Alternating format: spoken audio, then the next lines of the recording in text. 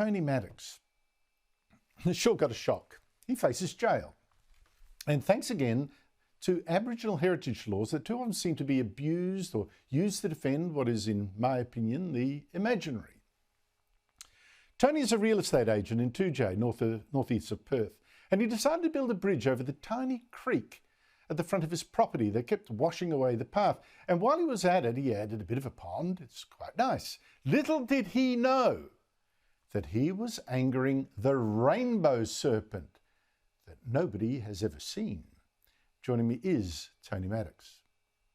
Tony Maddox, thanks for joining me. What happened when you put that road in? What was the first sign that you were in trouble? Well, the first sign was a phone call from the Department of Planning, Lands, Heritage, acting on behalf of the Aboriginal Heritage Act of 1972. Two prosecutors rang me and said, "Tone, you've put a crossing across your creek.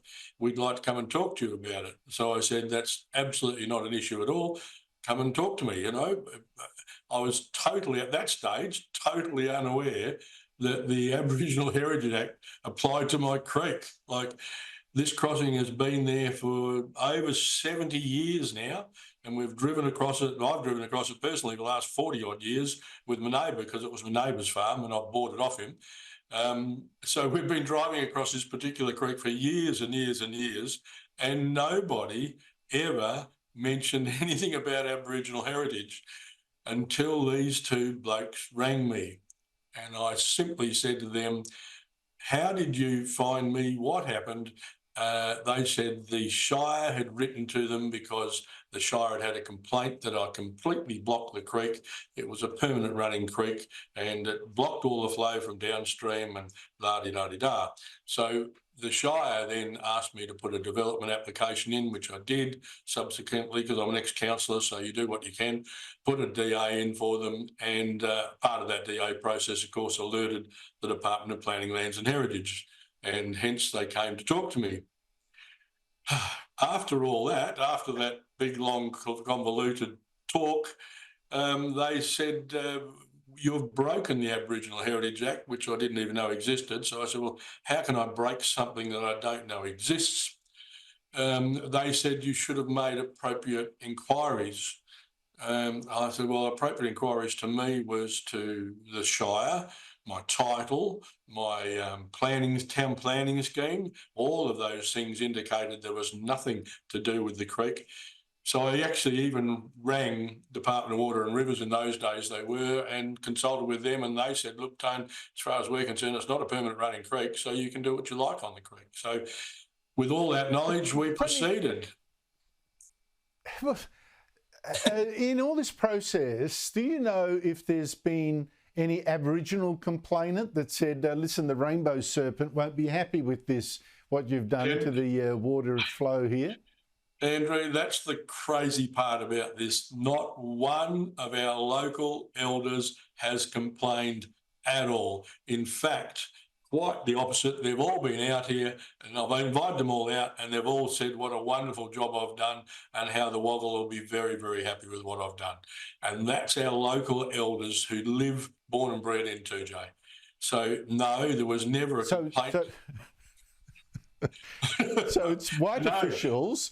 It's white officials who say, Yes. "Oh, listen, you know, the rainbow serpent's not going to be very..." By the way, this is the rainbow serpent's chance to make their views known. If there is a rainbow serpent around, they probably can leap out of the waters behind you and you know, either destroy you or thank you. But as far as you can tell, it's white people assuming the rainbow serpent, which doesn't exist, but even if they did, would be upset with what you did, and no one knows if he would be, would they? No, they don't. And it's really interesting, mate. I've sat with a lot of our local elders, and one of them said to me the other day, and I can't quote what he said, but he did suggest that the people that were prosecuting me would have to be white.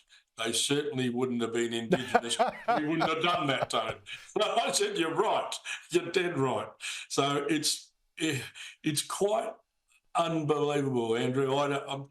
In 70 odd years I've been on this earth, and I class myself as an Australian, My dad was Aussie. My dad's dad was Aussie. This is also my country. I live here and I respect my country, always have, always will do. If a farmer doesn't respect his land, then that's not respecting his income. And this is my income. This is my land. I've always respected. And so I don't understand the heavy-handedness of the Department of Planning, Lands and Heritage. Why wouldn't they instead just say, Tone, you've broken our act. We're aware you didn't know anything about it. Let's educate you and tell you about it. And it's funny, mate, I've had more education from our local elders than I have from the department. And to their, thanks to them, I've learned an awful lot about their beliefs, about the serpent, about what he does, what he doesn't do. And as they've all said, Tone, you've done a wonderful job. I give up. Tony Maddox, I can't believe it either.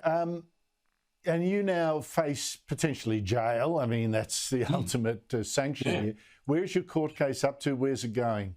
Well, we've been 4 times, because this has been going on for over a year now. It's the most amazing, inefficient system I've ever seen in my life. But over a year later, we're still here. We're going to court next week. We're going to trial next week on the 22nd of February at 9:30 in Perth Central District Law Courts on Hay Street, Perth.